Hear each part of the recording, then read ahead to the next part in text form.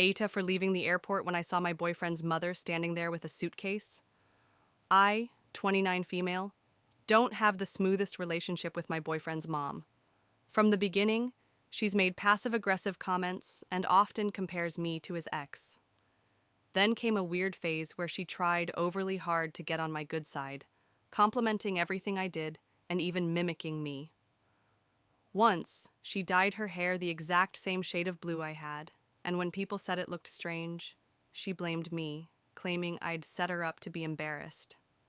Anyway, my boyfriend, 31 male, and I planned a 2-week vacation abroad, some much-needed travel and sightseeing. I spent months budgeting and organizing everything. He was in charge of booking our flights. When his mom found out, she threw a fit because she wasn't invited. She spammed my phone, tried guilt-tripping me, even threatened to make up a story to prevent us from leaving the country. My boyfriend suggested we just let her come to avoid drama, but I told him it was a private trip and that he never should have mentioned it to her in the first place. That led to an argument where he gave me an ultimatum. Either she comes or he doesn't go. I called his bluff and he eventually backed down, saying he'd tell her to stop and that she wouldn't be joining us. Then things got oddly quiet. On the day of the trip, we arrived at the airport around noon. He was walking slightly ahead of me, glancing around like he was looking for someone.